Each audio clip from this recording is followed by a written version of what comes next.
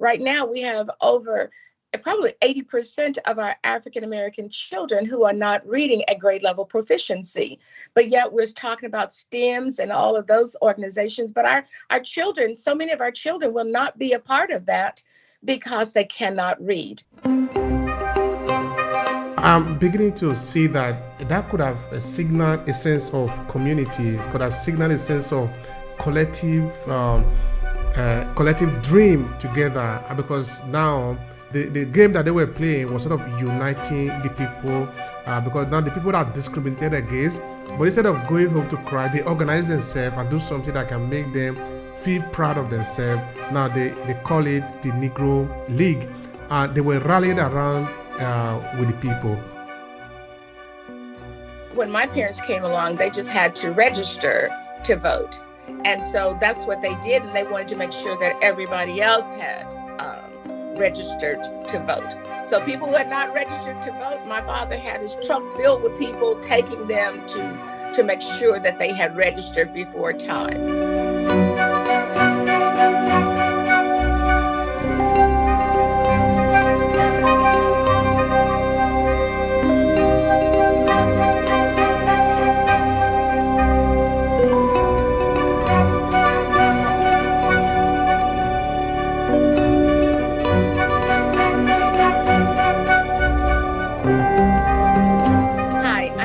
Gwendolyn Lavert, and I believe that if leaders are readers, then our children must be readers. I am a reading specialist. I have a PhD in leadership and literacy and cognition, and my role is to impact literacy all over the world. That is beautiful. That is beautiful. I really love that.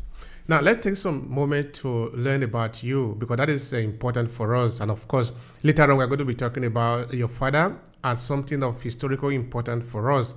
But first, What do you remember of your infancy, you growing up as a little girl? Growing up in Paris, Texas, which is a very small town outside of Dallas, Texas, I remember having an amazing upbringing.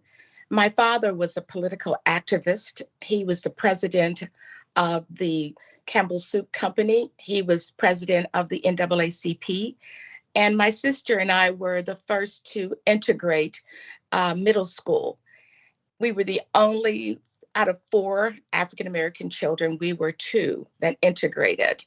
And that was a very tense kind of stage. The bus would come and pick us up, and we would go to school with all white children. Pretty much, I would think that overall, the teachers were pretty decent to us. Of course, we had some that we could see racism, but that didn't bother us because our father was such an important person in our community that they dared not to really bother us. Plus, we were smart. I told my mother that I wanted to be in the choir in high school. So my mother found a vocal coach. And every week I would go to the vocal coach and I would vocalize. And so I sang not only in my church choir, but all over the city. I was also a reader, and my mother made sure that I was at the library all the time.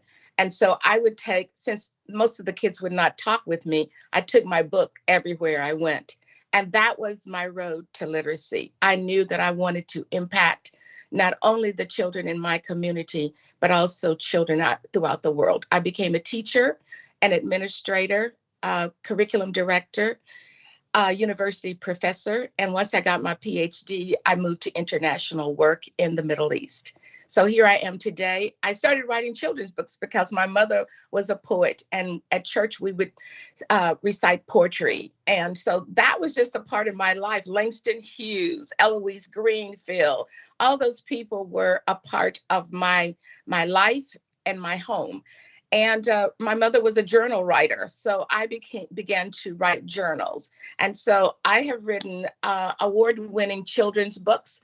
I think I'll share one with you. This is The Music in Derek's Heart, which became a Reading Rainbow book. LeVar Burton read this book on one of his programs, so I'm very happy about that. Off to School was written by me, but it was influenced by my mother, who believed that school was so important. It's called Off to School. And this book became a Smithsonian children's book, honor book. So I've been very fortunate to have some really, really important books. This is my latest book. It's called Papa's Mark. And my illustrator won the Coretta Scott King honor. And so this is a book about voting, because my father was really, really big into people voting, especially people of color. And so he would lead marches for voting and through the NAACP. So our house was a gathering part for very important people, congressmen, all kinds of people that were for the rights of all people. So that was my upbringing, and I'm still carrying on the legacy of my mother and my father. That is so beautiful. That is so beautiful. You live in an incredible moment, and you have also been exposed to a lot of experiences at the time. You did make mention of the civil rights movement, and your father leading a group and also leading marches and all of that. That is particularly important for us in what we are sharing here. Okay, I don't know if it is even relevant to ask you again. Would have given you the frame of reference as you were growing up, because now your father is a civil rights activist and all of that. Well, again, I believe that that reference came from my mother and father, because growing up, I would not have known about being an activist unless I were to had experienced it. And so I was able to experience marches. I was able to experience on TV looking at Dr. King and looking at Malcolm X and all of those people fighting for the rights of people. And in my own home, taking around flyers and things that my father had. When I learned to drive, I was driving I have two sisters and I have a brother, but my brother has since passed away. But my two sisters, we were in the truck with my father, running around and doing things for people. I must tell you, my father never took money from anyone. But every morning I would go out to pick up the newspaper, because my mother was an avid reader. So we had to look at the daily news and what was happening in the world. And there would always be a package on our front door. There would be maybe someone who couldn't pay my father. There would be a bag of vegetables, or there would be fish, or there would be some kind of game or something that someone was trying to repay my father for the work that he had done, because he would not accept any money. But he knew attorneys that could represent our people. And so because of that, I was in the mix of all of that. That influenced my thinking, my cognitive point, my intellectual point, and also the point of giving to people. My first teaching job was in a low performing school that was surrounded by 4 housing projects. So that's where I've always been. And that was because of that influence of my father, that we are here on this earth to help humanity. And that's our goal. Now, what did your father told you that was actually the motivation behind his move? Because I don't know how much you have discussed with him to learn also more about his experience before you came on, before you were given birth to. Because sometimes I do ask here, what did you learn from your grandfather, your grandmother? What did they tell you also about their grandparents? So that we are creating a connection here to be able to connect to the people that are before us and those that would come after us. So what can you tell me about the background of your father leading to doing what he was doing? I mean, what was motivating him to do that? To be honest with you, my grandfather was not an activist. And I think it was the people around my father.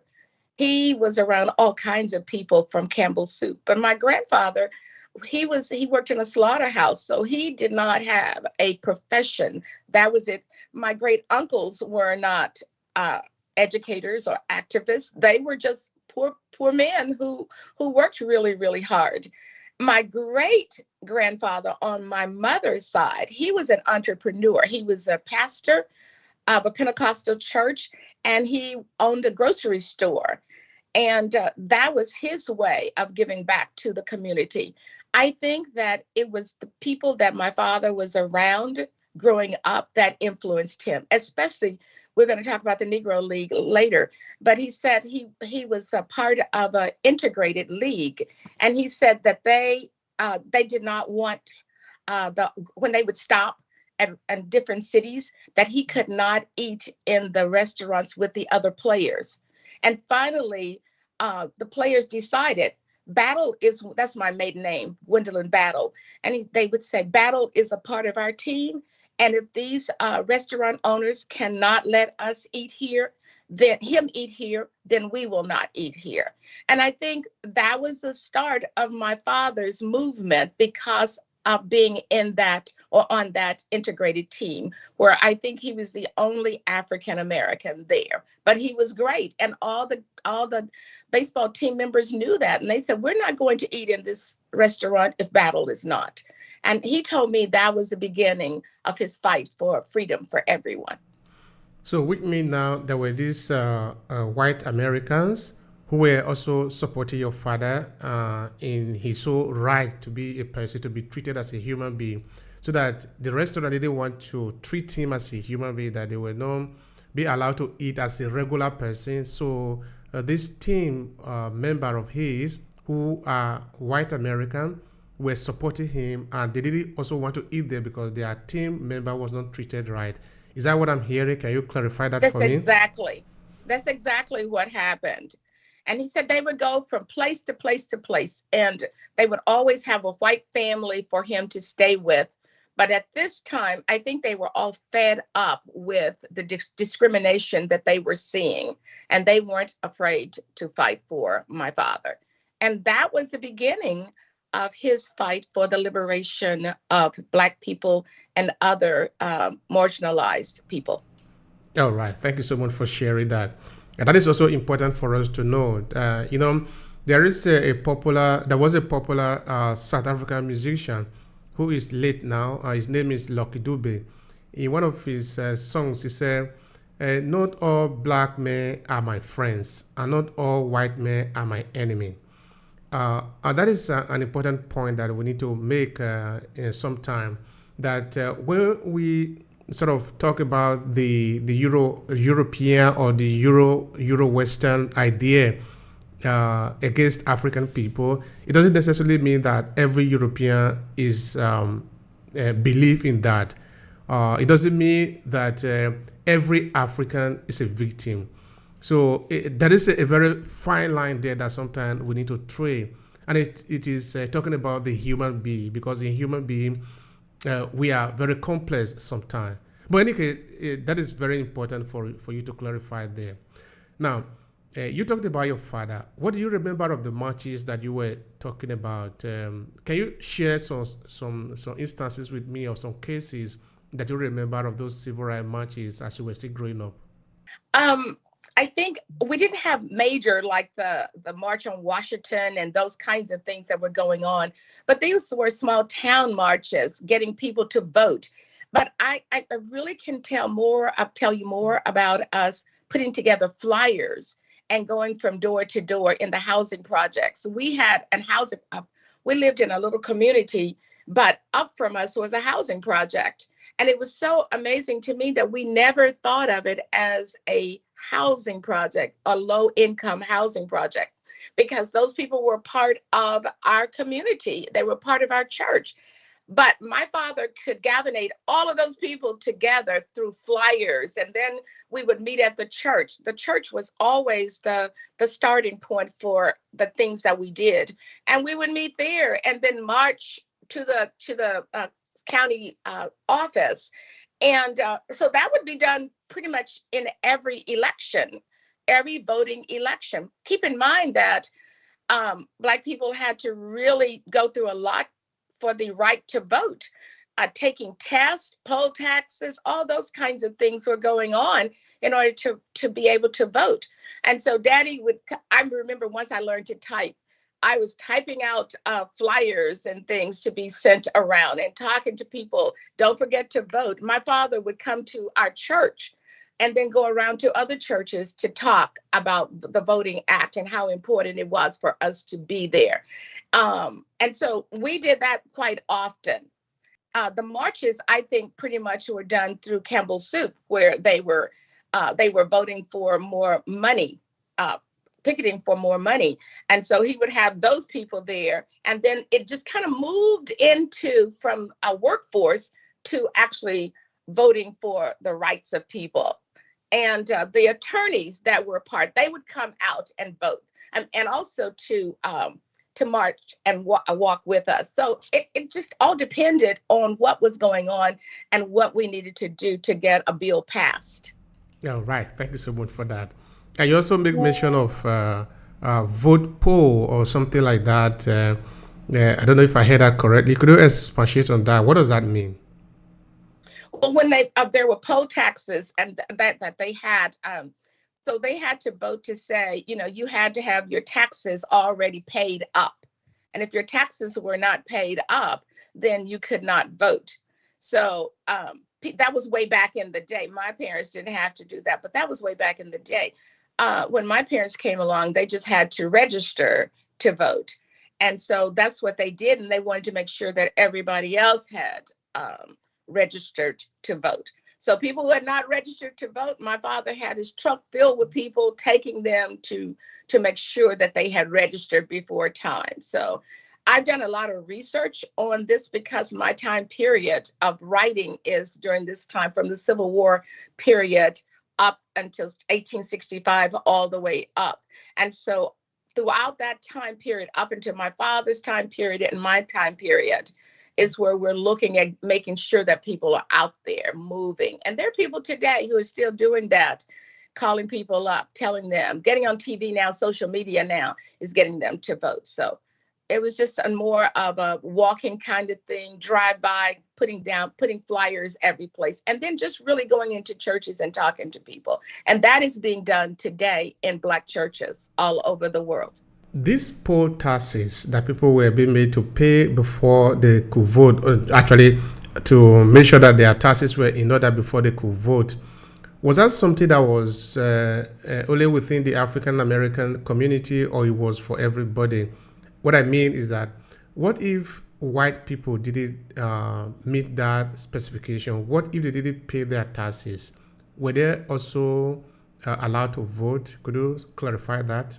To be honest with you, that's something I need to check on and see, because I thought it was from my understanding. But when I finish, I'm going to go back and look at that. That's something for me to look at. But I think that was a part of the discrimination, that it was Black people that if they had not, then they could not. So I'm assuming that that was not a major thing for white. But I'm going to go back and check and see. I need to check that out. All right. Thank you so much for that. Now, let's talk about the Negro League, because a couple of days ago, we published an article on Aclasses Media. That is where this conversation actually started, because you read that article. You told me, oh, yeah, I love this article. My father was actually a player there. So that is where this conversation started. First of all, what is your impression of that article? Oh, I thought it was an excellent article. It so moved me that I went back into my albums and pulled up my father. So, I mean, I thought it was very accurate and very stimulating. Anything that has to do with Black people and their successes is very important to me and makes me very proud. So I thought the article was very good. Thank you for that. Now, what do you remember of the period where you had the Negro League? Because somebody might be wondering, those who have not read the article now do not understand why it was necessary to even create the Negro League, because there was supposed to be just the league, no? Like you have the NBA today and the rest of it. But that time we have a group of people having their own type of game that different from what it was kind of the mainstream. Could you share with us, what do you remember of that time, or what can you educate the people about it? Okay. Now, keep in mind, I was not there during that time. And so everything I have is stories that my father told. And so he said that they started off, baseball was very, very popular in Paris, Texas, and especially in the summer. And so people would gather around because there was not a lot of entertainment. So they all got together and they formed a team, an all Black team in the Black community. And then from there, some of the whites would come out and see some of the best players on the all black team. And so my father was recruited to an all white team. And they knew about integration. That was major. And that was why we had the separation of the races because of racism. And so my father was recruited to this all white team. And so he played for them for several years. And then some way he was recruited by the Kansas City Monarchs, which again was the all black team. And he met so many of the now famous and Hall of Famers in the Black League that moved on to the White League. And so that's pretty much what it was. He just talked about the racism, but he also talked about when the Kansas City Monarchs would go from town to town and how the town people were so excited for them to be there. It was just a lot of cheering, a lot of eating, a lot of communicating with each other. But he said they looked forward to them coming. And so they just went from town to town to town to town playing. And pretty much that was it. He just totally loved it until he fell in love with my mother and they married and he went into the military. And that was the end of the baseball season for him because at that time he had a family. But he said that this part, I think I had some pictures that I sent to you showing my father playing in the league. He was really a famous batter and just enjoyed it. This picture was showing him at the bus, the Kansas City Monarchs bus. He said one of the things that they had a hard time doing was stopping and eating. He said when they stopped at different places, they could only stop for gas. And then they would move on into the town. The Black community would have food for them, places for them to stay. And then they would move on to the next town. That evidently there was a flyer that showed their schedule. And so they just moved from town to town. So that was pretty much it. He talked about the fun that they had, the camaraderie that they had, the meeting of the people in the towns. And so each year they would visit the same ones and they joined kind of like a fellowship in the mix of all of that. But the main thing is that a lot of the men who were in the Kansas City Monarchs became professional players once they joined together as one. Now, people also might be wondering for how long did this went on, and what was the reason that led them to create this separate league, as it were? What would you say about that? Well, from my daddy's perspective, he said it was all about money and also about the white leaguers wanting the best players because it's about money and it's about winning. And so, of course, when they were playing, the white scouts found out about the Black leagues. And so, of course, they were scouting the best of the best of the best. And so because of that, I think that was a merger because of money and the best players. And that's when they became one because of all of that. They wanted the best players. And even today, it's the same thing. The scouts go into HBCUs, historical Black universities, and they pick the best players and they offer them the best price. And a lot of them will go into these different leagues. So it's all about money because we are in a capitalistic society and money rules. But we don't move past racism. All right. You see, this is really important. We're talking about story now. And as we are talking about story, we are actually digging up issue and they're beginning to make sense to us as we move around it. You see, the article itself actually was triggered by another article that we have written before. Because when Beyonce released his album, Cowboy Cartel, and then we published an article on that same day. In the article, then we talk of what Beyonce did touch in the album, which were very important conversation, talking about the African American history, some of the things that we don't even talk about in our day-to-day life.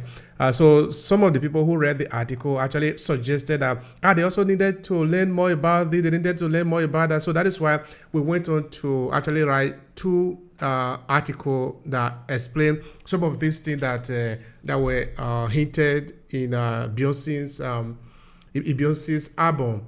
And I believe that Beyonce's album actually sort of triggered a conversation around the contribution of the African American in the American society, and of course, what we are continuously preaching in Aclasses, which is celebrating our heritage. That this is our narrative. We need to make sure that we hone our voice, but also make sure that we are championing that narrative. And I think all this is actually coming out well, and it's making me very proud of what we are doing. And you are here sharing this incredible story of your parents. I am so happy about it, because I'm imagining children that are going to be here tomorrow, picking up this episode, picking up this article, and they are going to read it. They are going to learn about their heritage.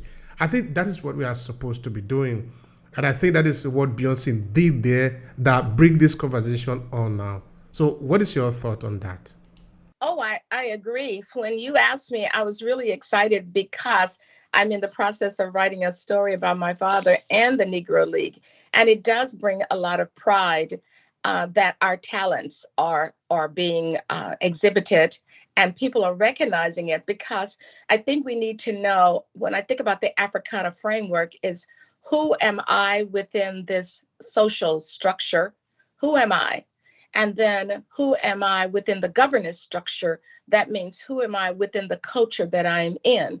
And I think it's so important now to make the transition from the players in the back in the day to the players today, and how we should both be proud, but we all should also should understand how we can take on the legacy that was started back in the day. That it is about who we are as a person, as a culture. Who are we as a culture, and how are we to bring what we have back into our culture to make sure that it continues to be enriched? And how do we stand? Because we're standing out now in the social structure, but how do we bring that, all the monies and all the things that we are gaining from the social structure into the governance structure to enhance the children who are in schools today so that they can continue to be successful? Or do we hide away and keep all that we have within the social structure? We've got to bring it into the governance structure so that all of our people can gain from the success that we have had and move further And that for is the so next important. generation. And that is so important. I think that is where we are going to spend some time just now.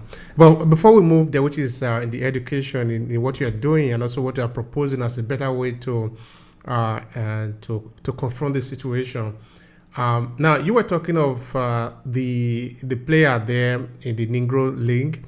As they were entering to the community, of course, when your father was in the league, how the people were embracing them and all of that, bringing food and all of that. I'm beginning to see that could have signaled a sense of community, could have signaled a sense of collective collective dream together, because now the game that they were playing was sort of uniting the people, because now the people are discriminated against, but instead of going home to cry, they organize themselves and do something that can make them feel proud of themselves. Now they call it the Negro League. They were rallied around with the people. So I don't know if you want to share anything with me in line with that, as to how this could have maybe helped to build a community, helped to reinforce the collective identity of the people. Well, and Daddy always talked about this. He said there was always a sense of pride. And now I can go to my hometown now and mention my father's name, and everybody, black or white, they know who he is just by being a part of the Negro League and the work that he has done as an advocate. I think that if we were to bring it back home today into our communities and really influence and further the movement, I think we could do away with literacy, because our churches, our communities like NAACP and all the other organizations would come together and do more training of our children training of our adults who are illiterate. Over 50% of adults in the United States are not reading at grade level proficiency, and they still get excited about books. So we could take all of that and use what they did in the league and put it into our communities today. I think we could do away with illiteracy. Right now, we have over probably 80% of our African American children who are not reading at grade level proficiency. But yet we're talking about STEMs and all of those organizations. But our children, so many of our children will not be a part of that because they cannot read. When we look at eighth graders students who are going into eighth grade, 95% of them are not reading at grade level proficiency. So that means we're going to have a decrease of kids who are going into colleges and universities or even community colleges. I taught at one community college a few years ago. And my class, I had over 50 young people in there because they could not read. And so therefore they can't go to any university. So going back to the question at hand, if we had that unity that we had back then and put it in place today, we could get more kids reading. We could get more African American children reading. I know that other cultures, they have tutoring that's going on after kids leave school. But we need to have little hubs of that going on, like had hubs of people talking about voting, hubs of people talking about, okay, so we're going to send this player out because this is our best, and that player will represent the Black community. We need to do more of those kinds of things in our communities today. Thank you so much for that. I appreciate that. I really do. And I think this is an important conversation that we also need to talk about, which is the community building. Because if we look deep into the African diaspora community now, or if we look at the African American history, we name of course, you already made mention of some Martin Luther King, you talk of Michael Myers, or even before them. Other important personality that have actually championed the narrative, because each of us is always building on what has been before us. You cannot ignore names like Marcus Garvey, and how you have reminded the people that they have something to be proud of. They have something that is worth fighting for. So all these are very important for us as we look back, because we are talking about story, we're talking about history. We're actually talking about this because other people are touching important points in our daily life, and all those things are triggering historical account that we are all opening. And when you look at all that have happened to us and all that is still happening to us, I'm saying, how important is it for us to have a better way of recording our memory?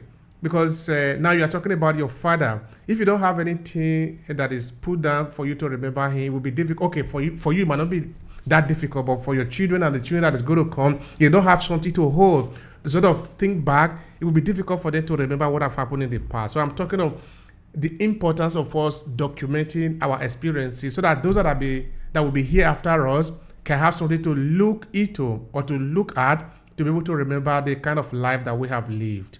Can you share anything about that? Oh, I think that's a very good question.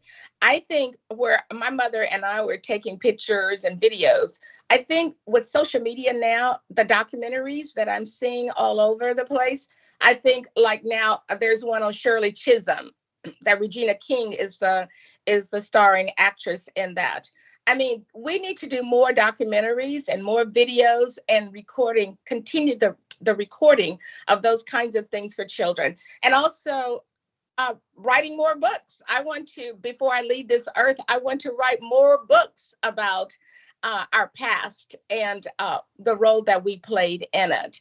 Because without those recordings, we have nothing to hold our kids on. I must tell you this story really fast.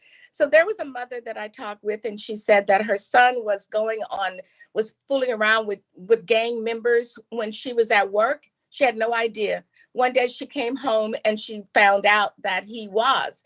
So there was, I think one of the organizations was having a video of some of the famous Black people who had made a difference politically and also socially in the world. And she took him. And she said he sat there and he was like in total disbelief of what he was seeing. And so she said she was just amazed by sitting there watching her son. She said when they got home, he had all kinds of questions, and she was able to connect what he was trying to get himself into with the men who were really fighting for the rights of African American people. She said that was a turning point in his life. She said she didn't have to talk to him anymore, but she said every time this organization had something, she made sure that he was there. And if she didn't say anything, she put a flyer on his bed and he would say, "Mom, are we going to this?" And she said he totally turned his life around. So those are the kinds of things that we need to involve our kids in. We need to have more people who are teachers more African Americans who are going into the teaching field. They've been pulled away by thinking that IT and others, which are really good, but we need quality African American teachers like back in the day to teach our children. Or my girlfriend in DC had an after school tutoring program, and she recruited attorneys, engineers. She recruited all of those people to come into her tutoring program to help children. And that program is still going on today. And that is in one of the largest churches in the Washington, Virginia area. So we need to continue those kinds of things to recruit our parents and to recruit our children to tell them the story. Thank you so much for that, and that is why we're here. Just unfortunately, time is not going to be not going to permit us because I would have more questions to ask you. But of course, we are always here. You can come back another time. So, how would you like to conclude the conversation for the sake of time? Yeah, please go ahead and do that. Well, today we have so many stories to tell about our culture, the African American culture. And it is going to take all of us to make a difference. It was not just African Americans, but it was white Americans, Hispanic Americans. We all need to tell the story. I didn't tell the story about the plight of the slaves into Mexico. So we're united that way. We all need to come together to tell our story, not just oral traditional stories, but through books, through films. We need to tell the African American story. Thank you so much for that. And that is really powerful. That is really so powerful. I appreciate your time and also the sharing here. And of course, you are welcome again whenever you have the possibility so we can talk more again because we have more to discuss. Thank you so much for this opportunity.